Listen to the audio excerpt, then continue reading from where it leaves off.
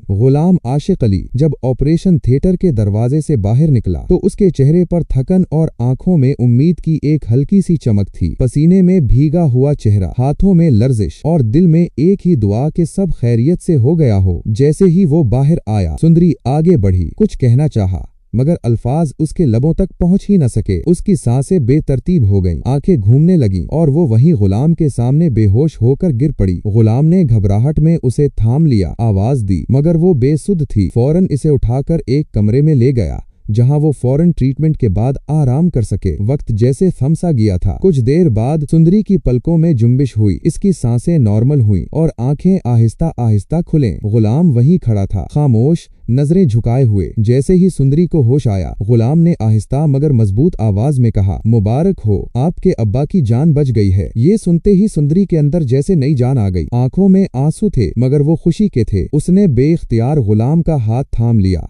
जैसे वही इस दुनिया में उसका वाहिद सहारा हो। गुलाम लम्हा भर को ठठक गया मगर कुछ न कहा। इसी लम्हे आशिक अली ने दोनों को अपने पास बुलाया। उनकी सांसें उखड़ी हुई थीं, आवाज में कमजोरी थी मगर आंखों में एक फैसला। उन्होंने गुलाम की तरफ देखा, फिर सुंदरी की तरफ। कहा, गुलाम, मेरी जिंदगी का कोई भरोसा नहीं। अगर मैं न रहूं तो मेरी बेटी को सिंदरगढ़ पहुंचा देना, वहां ये महफूज रहेगी। गुलाम चौंक पड़ा, बोला, सिंदरगढ़? मैं भी वहीं का हूँ। ये सुनते ही आशिक अली के चेहरे पर एक तल्ख मुस्कुराहट आई। उन्होंने कांपते होंठों से कहा, बेटा, एक राज है। सुंदरी की खुर्शीद मरी नहीं है, वो जिंदा है। सुंदरी पर जैसे बिजली गिर गई। आशिक अली ने आंखें बंद करते हुए कहा, दाजी ने मुझसे जबरदस्ती तलाक के कागजों पर दस्तखत करवाए थे। कहा था अगर तुम यहाँ दिखाई दिए तो तुम्हें जान से मार दूंगा। ये कहते कहते उनकी आवाज खत्म हो गई, आंखें हमेशा के लिए बंद हो गईं। सुंदरी पागलों की तरह उनसे लिपट गई, चीख चीख कर रो रही थी, अब्बा, मुझे छोड़कर मत जाओ, प्लीज आंखें खोलो। गुलाम ने नब्ज चेक की, फिर भारी दिल से कहा, ही इज नो मोर। ये सुनते ही सुंदरी जमीन पर बैठ गई। इसने गुलाम का गिरेबान पकड़ लिया, चीख कर बोली, ये झूठ है, मेरे अब्बा मुझे छोड़कर नहीं जा सकते। गुलाम ने बड़ी मुश्किल से उसे संभाला, खामोशी से इसके आंसू पूछे और फिर आशिक अली की तकफीन का इंतजाम करवाया। सब कुछ खत्म होने के बाद गुलाम ने आहिस्ता से कहा, अब आइए मेरे साथ चलें, आपकी अम्मी खुर्शीद आपका इंतजार कर रही हैं। सुंदरी ने पहले इनकार किया, उसका दिल टूट चुका था मगर गुलाम के लहजे में जो खुलूस था,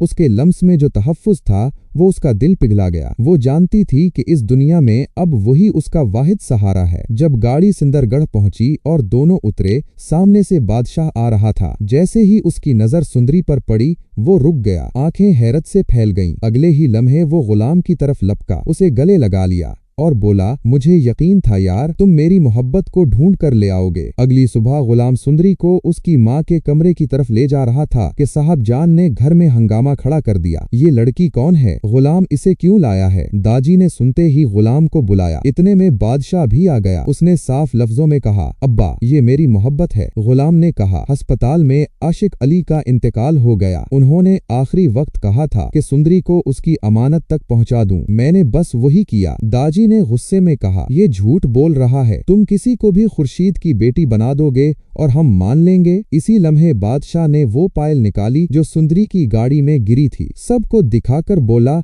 ये सबूत है। इसी वक्त खुर्शीद 22 साल बाद अपने कमरे से बाहर आई। वो सीधी सुंदरी के सामने खड़ी हो गई, उसे अपने सीने से लगा लिया। दोनों माँ बेटी की सिसकियां पूरे घर में गूंज रही थीं। बादशाह बहुत खुश था कि सुंदरी उसकी फूफो की बेटी निकली। उसने सोचा अब शादी आसान हो जाएगी। उसने खुर्शीद से कहा कि वो सुंदरी से मोहब्बत करता है। खुर्शीद को एतराज न था मगर जब ये बात साहब जान के सामने आई तो उसने इनकार कर दिया। बादशाह ने जेब से पिस्टल निकाली, कहा, अगर सुंदरी मेरी ना हुई तो मैं अपनी जान ले लूंगा। मजबूरन सब मान गए। इधर सुंदरी ये समझ बैठी थी कि शादी गुलाम से हो रही है, क्योंकि उसका दिल गुलाम के लिए धड़कता था। गुलाम ने ही उसे बचाया, सहारा दिया, यहाँ तक पहुँचाया। गुलाम सब जानते हुए भी खामोश रहा। उसने अपने दिल पर पत्थर रखा, सिर्फ बादशाह की खातिर। शादी का दिन आया। खुर्शीद ने सुंदरी को दुल्हन बनाकर स्टेज पर बिठाया। मौलवी ने पूछा, क्या आपको बादशाह जानदार से निकाह कबूल है? ये नाम सुनते ही सुंदरी के कदमों तले जमीन निकल गई। इसने सबके सामने ने चीख कर कहा, नहीं, बादशाह सुंदरी का नहीं है, सुंदरी सिर्फ गुलाम की है, मैं गुलाम से मोहब्बत करती हूँ। बादशाह का गुस्सा आसमान को छूने लगा। उसने गुलाम का गिरेबान पकड़ लिया। तुमने मेरे साथ धोखा किया। गुस्से में आकर उसने सुंदरी को कैद कर दिया और गुलाम को रस्सियों से बांधकर अंधेरे कमरे में फेंक दिया। और यहाँ कहानी एक सवाल छोड़ जाती है, क्या मोहब्बत कुर्बानी से जीतेगी या जुनून किसी की जान लेगा? बहुत ही जबरदस्त कहानी है। क्या आप